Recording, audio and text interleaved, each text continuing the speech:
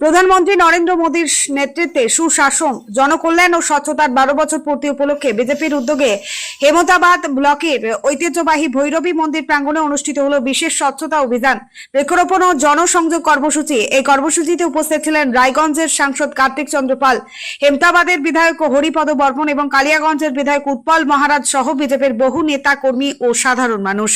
তবে এই দিনের অনুষ্ঠানে সবচেয়ে আকর্ষণীয় দিক ছিল নেতাদের সরাসরি অংশগ্রহণ। শুধুমাত্র বক্তব্যে সীমাবদ্ধ না থেকে সাংসদ কার্তিক চন্দ্র পাল ও বিধায়ক উৎপল মহারাজ নিজের হাতে দা নিয়ে মন্দির চত্বরের আগাছা পরিষ্কার করেন, পাশাপাশি ঝাড়ু হাতে পরিচ্ছন্নতা অভিযানে অংশ নিয়ে সাধারণ মানুষের কাছে স্বচ্ছতার বার্তা পৌঁছে দেন। নেতাদের এই উদ্যোগে অনুপ্রাণিত হয়ে বিজেপি কর্মী সমর্থকরাও পরিচ্ছন্নতা অভিযানে সক্রিয়ভাবে অংশ নেন। সকলের সম্মিলিত প্রচেষ্টায় ভৈরবী মন্দির প্রাঙ্গণকে পরিষ্কার ও সুন্দর করে তোলা হয়। শুধু পরিচ্ছন্নতাই নয়, পরিবেশ রক্ষার বার্তা দিতে মন্দির চত্বরে বিভিন্ন প্রজাতির গাছের চারা রোপণ করা হয়। সবুজায়নের মাধ্যমে ভবিষ্যৎ প্রজন্মের জন্য একটি সুন্দর পরিবেশ গড়ে তোলার আহ্বান জানান উপস্থিত জনপ্রতিনিধিরা। স্থানীয় বাসিন্দাদের মতে জনপ্রতিনিধিদের এভাবে মাঠে নেমে কাজ করতে দেখা সত্যিই প্রশংসনীয় এবং তা সাধারণ মানুষের মধ্যেও ইতিবাচক বার্তা পৌঁছে দিয়েছে।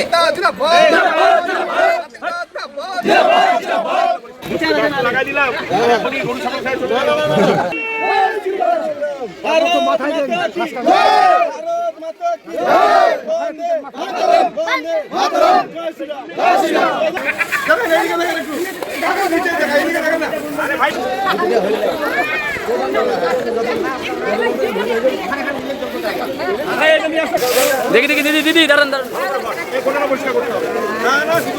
ছবি তুলতে হবে হালি দিতে মোবাইলটা করে দিও দাঁড়াই থেকে গোটাটা পরিষ্কার না হবে না।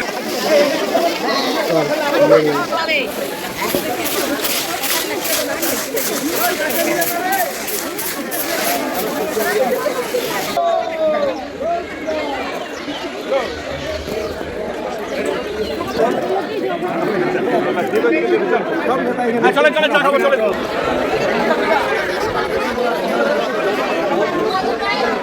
লাল চা করতে এত সময় লাগে নাকি? বেশি ফুটালে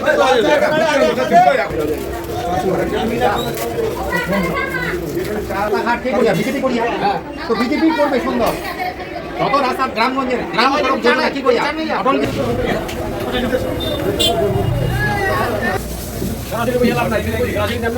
না আগে পুকুর বাদে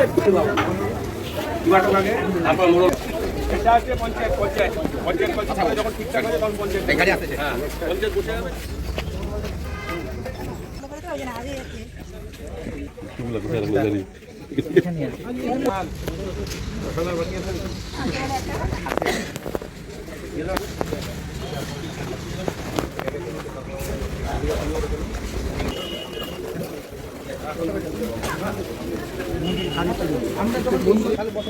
বসতে হবে না। হ্যাঁ নিয়ে সারাখান থেকে আগে থাকে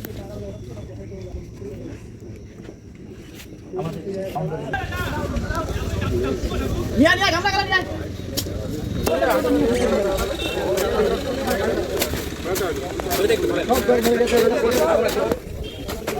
এটা ভালো দিন নাকি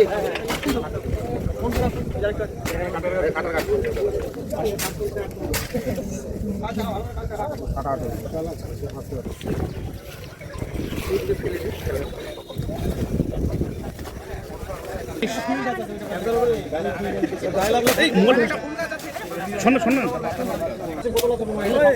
ভিডিও করলে হবে না।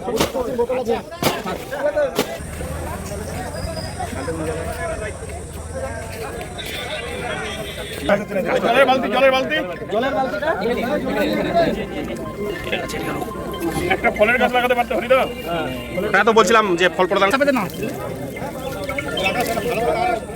ওম স্বস্তি ওম স্বস্তি